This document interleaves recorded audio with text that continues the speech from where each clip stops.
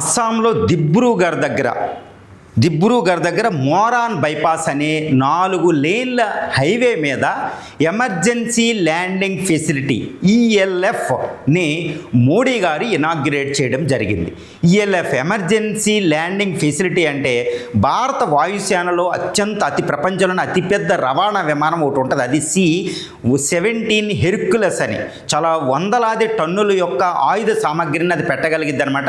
వందలాది మంది 700 మంది దాకా సైన్యాన్ని కూడా ఒక్క దెబ్బతో పట్టుకెళ్ళద్ది.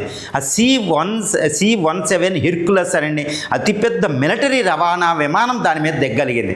తర్వాత రఫేల్ ఫైటర్స్, మిరేజ్ 2000 లాంటి ఫైటర్స్ దాని మీద ఎమర్జెన్సీ సమయాల్లో దిగడానికి డెవలప్ చేసిన 4.2 కిలోమీటర్స్ రన్వే అంటే రోడ్డే 4 లైన్ల రోడ్ని ఈ మీడియాలో ఉన్న మీడియన్ గోడలు తీసేస్తే దాన్ని అప్పటికప్పుడు ఎమర్జెన్సీ ల్యాండింగ్కి ఉపయోగిస్తారన్నమాట. ఎయిర్ బేస్గా ఉపయోగిస్తారు ఎమర్జెన్సీలో.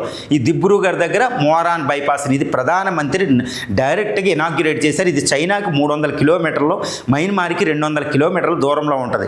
ఏంటి ఇది అంటే ఇండియా చైనాతో యుద్ధానికి ప్రిపేర్ అవుతుంది. ఎస్పెషల్లీ లడఖ్ ప్రాంతం, అరుణాచల్ ప్రదేశ్ రెండింటిని చైనా క్లెయిమ్ చేస్తుంది. అందుకే లడఖ్లో ఆల్రెడీ మనకి దౌలత్ ఓలీ బేగ్ అనే 2వ ప్రపంచ యుద్ధ కాలం అంటే అతిపెద్ద అంటే ప్రపంచంలోనే అతి ఎత్తైన ప్రాంతంలోనే ఎయిర్ బేస్ మనకు ఉంది, దౌలత్ ఓలీ బేగ్ అనేది. ఇది లడఖ్లో ఉంటుంది. ఊహించండి, ఆ కృష్ణగిరి మౌంటైన్స్ దగ్గర కారకోరం మౌంటైన్స్లో ఉంటుంది అనమాట. 0 డిగ్రీ టెంపరేచర్ సమీపంలో ఉంటుంది. ఇది ఎంతటి చూడండి. తర్వాత థియోసి అనే ఎయిర్ బేస్ ఇంకోటి డెవలప్ చేశారు. ఇంకా ఎమర్జెన్సీ ల్యాండింగ్ ఫెసిలిటీస్ ఎన్నో లడఖ్లో ఉన్నాయి. ఇక దీంతోపాటు అరుణాచల్ ప్రదేశ్ ప్రాంతంలో మనకి ఏంటంటే Tawang air base, Pasighat air base అని, తర్వాత Tuting air base, Vijayanagar air base, Mechuka లాంటి ఎయిర్ బేస్లు ఆల్రెడీ అరుణాచల్ ప్రదేశ్లో ఉన్నాయి.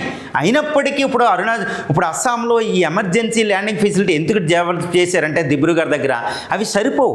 ఈ యుద్ధ సమయంలో దౌలత్ ఓలీ బ్యాగ్ ఇది లడఖ్లో ఈ ఎయిర్ బేస్ని చైనా ఒకవేళ పేల్చేసింది అనుకోండి, ఈవెన్ మనం వెళ్తున్న హైవేలనే ఎయిర్ బేస్ల కింద రన్వేల కింద ఉపయోగించేస్తాయి అనమాట యుద్ధ విమానాలు. అంత అత్యాధునిక దీన్ని డెవలప్ చేయడం అంత ఈజీ కాదండి. ఎందుకంటే యుద్ధ విమానాలు ఏంటంటే 1000 కిలోమీటర్ల స్పీడ్ తోటి వెళ్ళిపోతూ ఉంటాయి అనమాట. ఈ రఫేల్ అయితే 1.8 మ్యాక్ అంటే 3000 కిలోమీటర్ స్పీడ్తో వెళ్తుంది.